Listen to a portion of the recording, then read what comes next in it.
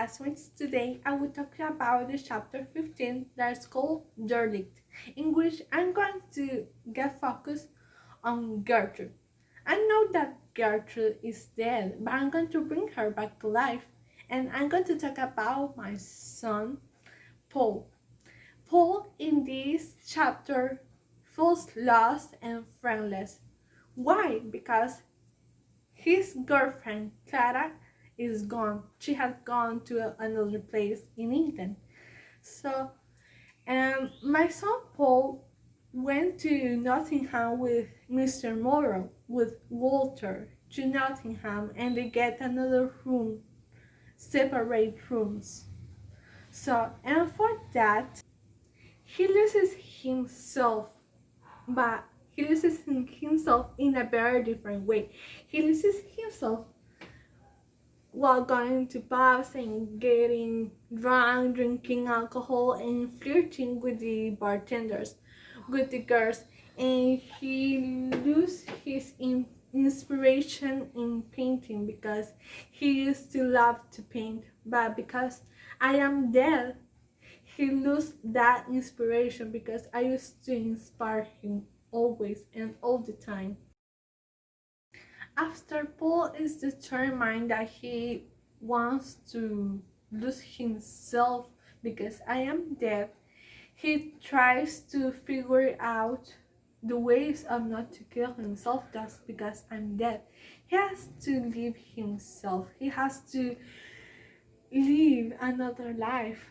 But one is going to depend his life for myself. So that's not. And he said that one night when he returned to his home at Nottingham, he wanted to have dinner.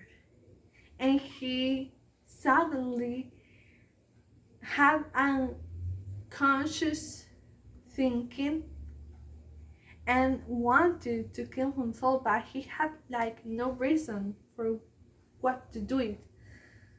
And so for that, he didn't do anything. After Paul decided not to die and not to kill himself, and when he tried to paint his paintings, he was like extremely stressed because he wasn't focused. He wasn't like focused, concentrated on what he was doing, and when he was trying to deliver his paintings, he was not able to create any single painting just because I am dead, and just because he doesn't feel like well, he doesn't feel okay with himself, and he doesn't like expresses himself with any other person. And when he wants to be like okay, he just thinks in Miriam. Miriam is this church girl that he falls in love, and he wants to know if he can catch her attention again as well. So he goes to the church and finds Miriam in the church. He was speaking to her. He was looking at her in the church, and he looks at her, and Miriam was singing at songs. And Miriam used to sing at the church.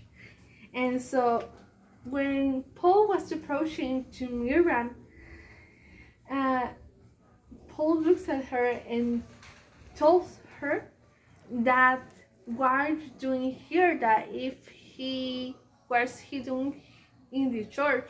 I'm here for many days. Still Miriam to Paul. And Miriam said that she was staying with the relative, but that she was going to leave soon. And Paul told Miriam that if it was a must, that if it was an obligation, then Miriam has to go to her cousin's house. And Miriam told Paul that no. So Paul decided to invite Miriam to invite Miriam at his house to drink a cup of coffee. To drink a cup of coffee with her and to talk about the many things that had happened in their lives. While Miriam was looking at the room, while Miriam was looking to Paul's room, she felt like sad and felt like comfortless because the room was like a disaster. There were paintings around the floor. There were like paint all over the floor. It was kind of dirty. It was very dirty.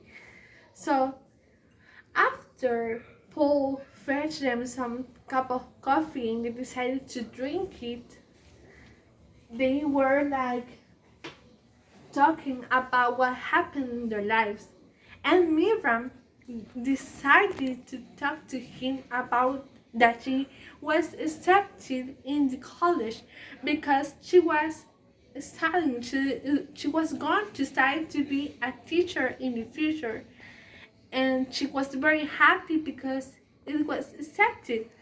And Paul told her that it was a waste of time, that why are you going to study that is a waste of time. Why don't you spend your time at home and help the ones that love their husband, if you have a husband, if you have, I don't know, with family. So she decided not to pay attention to him. She was very happy to tell him that, and Paul was like a very in a very magician way because he didn't pay attention to her. He thinks that when I raised him and along with my husband, with Mr. Mole, we told him that any woman is allowed to work. We used to spend our time at home taking care of our babies and taking care of our children. And we weren't allowed to work. But Miriam took a very good decision in her life to work and to have a very dependent future for herself. And also, Paul, after all the things that Miriam told to her, asked her if she was going to get married. And also, Miriam told her that no, because she wants to take advantage of her status and then she wants to get focused on marriage. I'm agree with that. So I wouldn't, that wasn't my thinking at that time when I was alive. So this is what happened. After that, that Paul like discriminates Miriam because he wants to be professional and that he tells her that it's a waste of time and everything. Miriam gets angry and starts to laugh like sarcastically, and she wanted sorry to change the topic, and also she wanted him to not be that bad, but she can do anything for him. And besides that, she asked her that if she is still with Clara. Clara was the other girlfriend of Paul that she left, as I said at the beginning. Clara was very beautiful. She was from a very good family, as well as Miriam, but Miriam was like very simple and was very like less sophisticated. Was from a good family, and she was a good girl that wants to commit herself to be a professional as well. So this is what happened to her. So Miriam told to Paul that if she's married, she wants to marry with Clara, and Paul tells her that no, that she has gone, that she has left him for other men, and that she can do anything for them because that is not the good thing.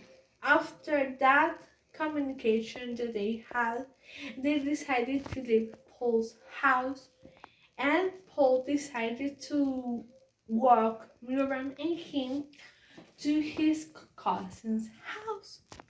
So while they were walking to Miriam's cousin's house, there was like a very silence. Why? Because Miriam was still angry. She was sad. She was like thinking about what Paul said, and she was like between sad and angry, but she didn't know how to express herself and how to express her feelings and how to do the things. So for that she decided to go abroad to another country. She decided to left everything behind, and she goes to college and left Paul behind because of all the things that he had done to her. And well, Miriam had a plan. Miriam had a plan that she wants to like do a brainwash to Paul and told him that why don't you marry me, and why don't we make a family, why don't we form a family. And Paul told her that no, because as you know, men in England are very like machismo. They don't like the ideas of get married and have like families. Not all the men, but many of these men, the moral family has this thinking about not to have those thoughts. So Miriam like thought to get into her knees and beg to Mr. Morrow, to Paul, to get married with her. Please, please, please, marry me, I love you. And so,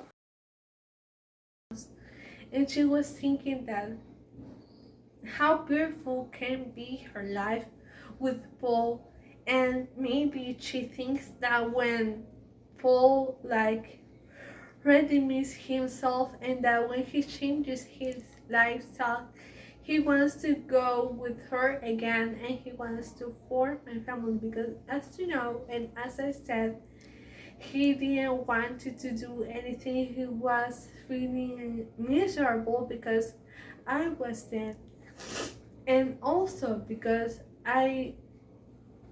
can I couldn't help him while I was alive. I gave him all my love. I respect him, and I taught him to respect women in all senses. And after all of that, Paul decided to live in his car. He went to the country. He went to a hidden place, and he went to that place like to think, like to redeem himself, and to think about the things that he has done in the past, and also the things that he has done to Clara and to Miriam, and why he didn't want to like have a very good lifestyle, like to normalize his life in a very good way. His father has died. I mean, my husband, Mr. Mole, has died, and he didn't want to do anything. And when he was like in a solitary place, like in a lonely place, when he left Miriam and all the things behind, he was like going to the light, and everything for him was like that. It was imaginary.